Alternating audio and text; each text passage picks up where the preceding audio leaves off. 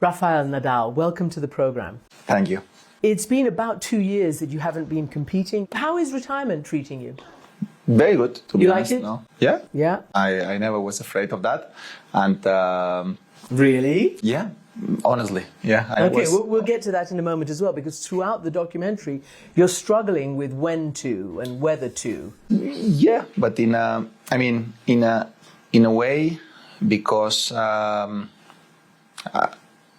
after my hip surgery, I wanted to give myself the proper time to know if the things will be like before or not, in terms of feeling free to move.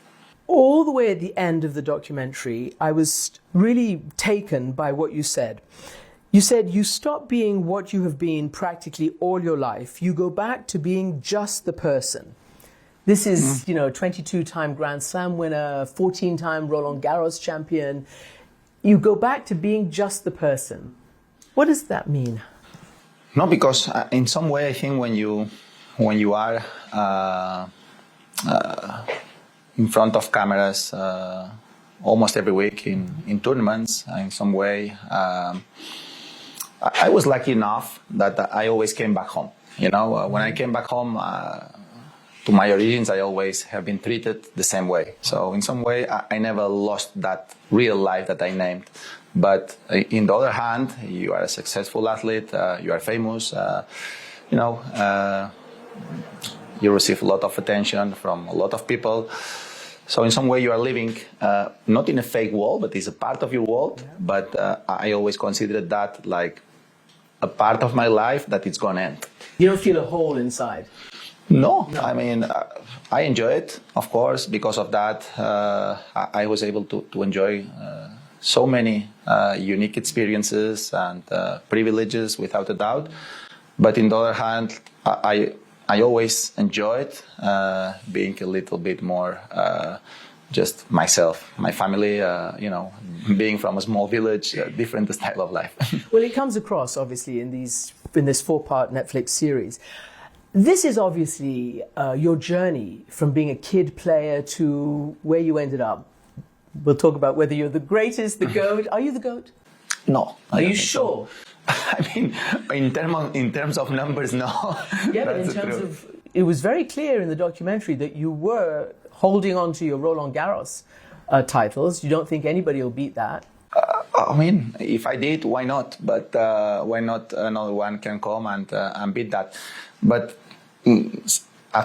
that said, it's obvious that it's something difficult to repeat, because you have to put a lot of things together, and in some way you need some luck too, no? This is a documentary, I thought, about pain and suffering. I really felt the pain halfway through, and it was incredible. Also, you did the documentary in 2024, a lot of it. And that was not a great year for you. It was a year where you were very, very injured, that you had all these losses, and you ended up retiring. Having lost in Sweden, you decided to retire. Why did you decide to reveal this part to the world? And it's the underlying pain and suffering, as if that was the point. Well, I think it's about everything, because I think in the documentary you're going to see all the success, of course, all the great moments.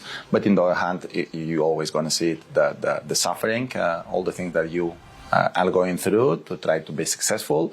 And it's true that when I started filming the documentary, it was in 2024, end of 23.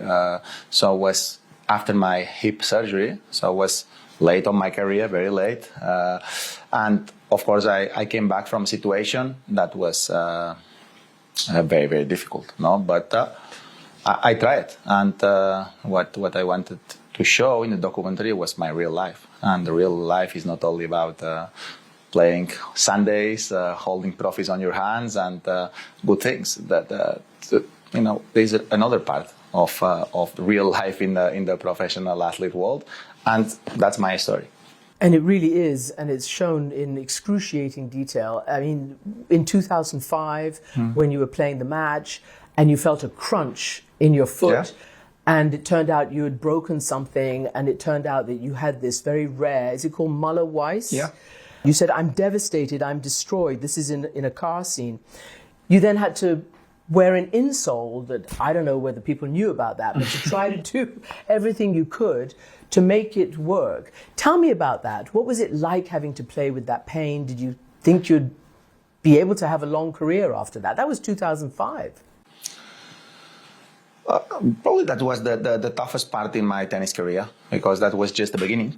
2005 was the first year that I won my first Grand Slam. I finished my year like a world number 2. So that was in one of the last tournaments of the year. So after that, was just the beginning of my success. So in some way, when you receive all these news that maybe you will not be able to keep doing the same things as you are used to do it, wow. In some way, you are projecting your future, being a professional tennis player, thinking that you're going to have at least, 7, 8, 10 years of being on the professional tour. That's why you have been practicing almost all your life. And in 1 second, looks like, okay, now maybe you will not be able to keep doing what you are doing. So, is it scary? Yes, because at 19 years old, of course, you feel everything in a different way. You are very young. It's difficult to assimilate all these issues. But I was very lucky to have very good people next to me, and of course, I always hold the hope that things gonna move forward and I will be able to keep playing.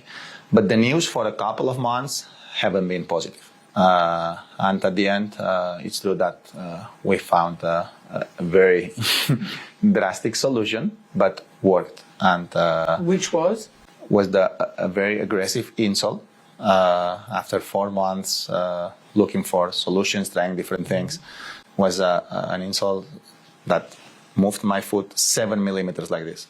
So literally my foot was out of my shoe. And that's why I was lucky enough that moment that I talked to Nike. I went to Portland straight away. I said, okay, like this, looks like I'm going to have the chance to keep playing tennis. So I need to fix that. And I was lucky enough that they make it very quick. A completely new shoe, special for my foot, higher, they basically construct a shoe just for my foot. You do express throughout the documentary anxiety and stress about all of this, which is presumably understandable. Your wife talks about it. You went to see a psychiatrist at some point or a therapist to try to get through it. This is going to resonate with people all over the world, particularly men, young men. Tell me about the level of anxiety and stress, having to go out, for instance, at one point with a bottle of water the whole time, and how you work through that. Yes, probably because I went through a lot of injuries, a lot of pressure, and arrived a moment that in some way you are not able to handle all of this. And even if in my mind I was able to handle all of this, arrived a point that your mind fails, and that's what happened. So when, I always thought that I need to fix things for myself in terms of mental strength, no? But arrived a moment that when I was, my feeling was, I cannot go out on the street without a bottle of water on my hand. So that's a big deal. So I need to find help, and that's what I did. I went to a psychologist first. I said, I tried, but I think that's not working because all the things that I am listening here, I knew already because I was very rational, let's say. But then I went to the psychiatrist. Yes, psychiatrist.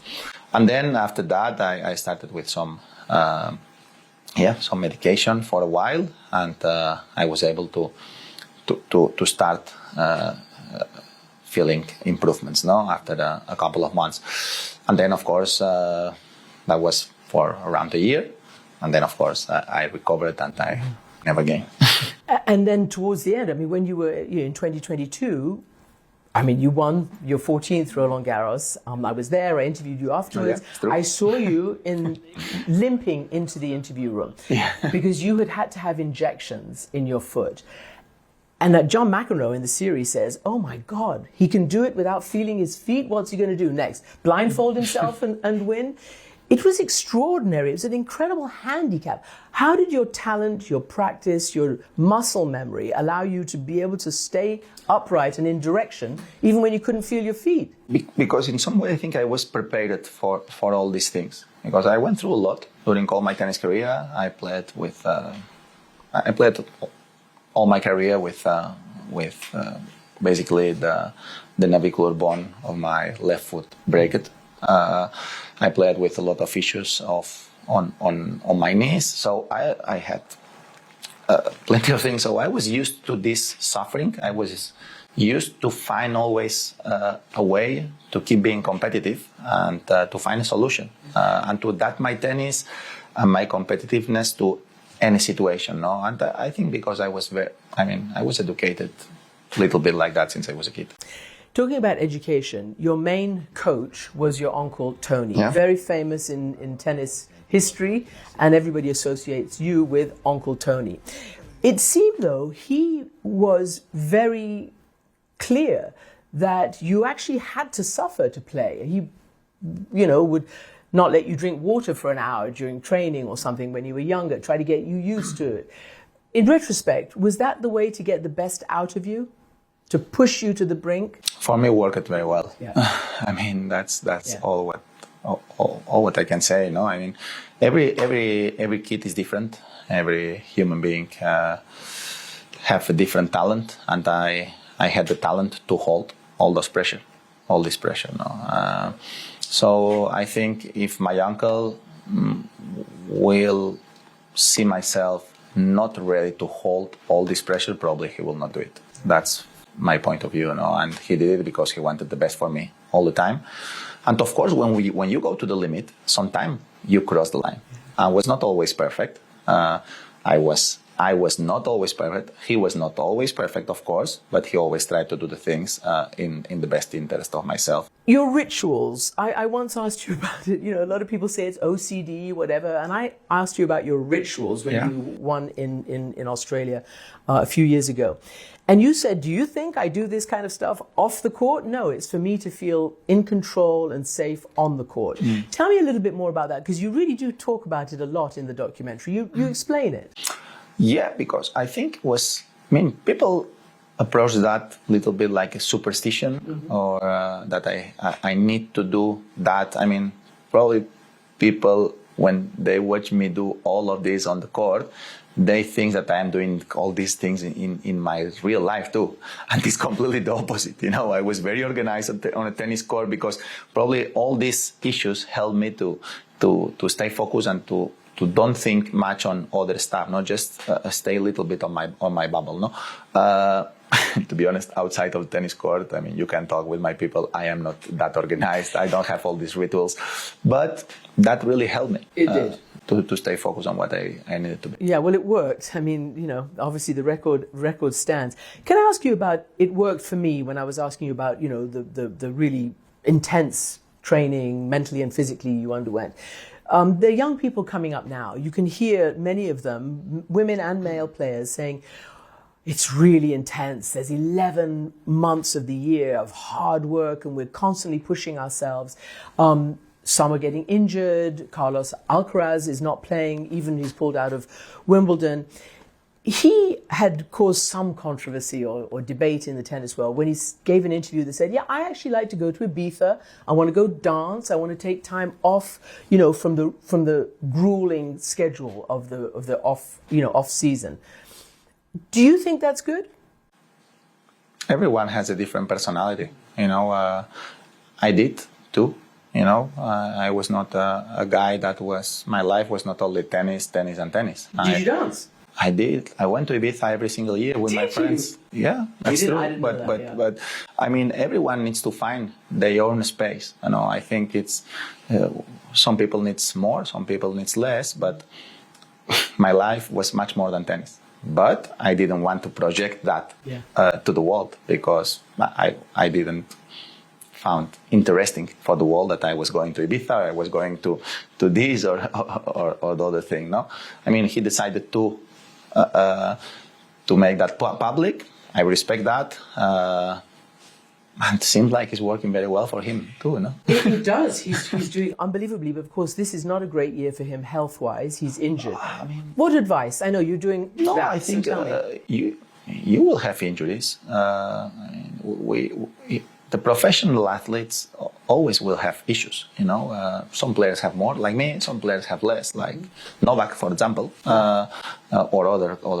Is he superhuman physically? I mean, he had an amazing dedication to his to the job, and probably he had a privileged body to avoid important injuries. No, and that's why he has probably the best numbers in the history of our sport, and he's able to keep playing tennis at 39 years old. No, so I mean that's part of our business. No, and the thing is, of course, the tennis have a long calendar. Nothing new. We had the same calendar since we started our tennis career. Something that the conversation always come back, but we already fight it to change a little bit that thing. No, for me the problem is not that super long calendar of 11 months. For me the problem is we had important tournaments during all those 11 months. So from my point of view, the tennis world will be a little bit better if we had during 9 months important tournaments, and then the other 2 months good tournament, but you could play or don't play. Yeah. It's your decision. So that will be, from my point of view, the ideal world, because you know you have different point of view. If you have 11 months of tournaments, okay, of course you create more jobs because you have more people living from our sport. If you only have 9 months, you have less jobs in our sport. So we make our sport bigger, and we one of the missions that we had when we were players is try to let more people living from our sport, not only the top players, winning a lot of money. No, just trying to make the distribution a little bit better and a little bit more fair. And that's why, for me, it's good to have. For me, it will not be a problem if we have almost 11 months and a half tournaments. The only problem is when you have too many important tournaments during all those periods of time. So you don't allow players to rest. If they need, rest for 2 months. Got it. We're in Spain, you're Spanish. Did you feel the weight and the burden of your nation's hopes and dreams on you, or did it power you in a different way? For me, I always take that as a motivation, and I always felt very well supported and loved and respected, especially, of course, here in Spain, but around the world. So for me, it was not an extra weight on my shoulders. No, for me, I enjoy it, all that support, all that love, and I feel a very privileged person to be able to lift all of that. And finally, your wife was interviewed in this. We haven't really seen her being interviewed. Your father also, for the first time. We've never seen him being interviewed. I see a big smile on your face. Is family life phenomenal? Is it great? I mean, how do you feel now about being able to be a full-time husband, father? What's next for Rafa Nadal? Well, I am working more than what I expected, to be honest. Oh, really? But I am able to enjoy a lot my time with my family. You know, I mean, I think it was great that during all those years, my father, my mother, they were not public. My girlfriend or wife, the same thing, because for me personally and for them, it was great to come back home and have a really normal life, you know, not be exposed as a family show. No, just okay, I was a famous tennis player, but that stays on myself. No, not the others needs to pay that price. No, and of course the personal documentary is normal that they talk. But yeah, I am enjoying my new life. I am working on my projects, without a doubt. The academy, the foundation, the hotels, the NDL project. I mean, a lot of things that are moving forward. But at the same time, I am organizing my time to spend as much time as I can with my family, and enjoying being. I mean, being father is one of the best things of my life that I experienced. difficult and tiring sometimes, but really amazing. Well, that's great. Rafael Nadal, thank you so much. Thank you. Thank you.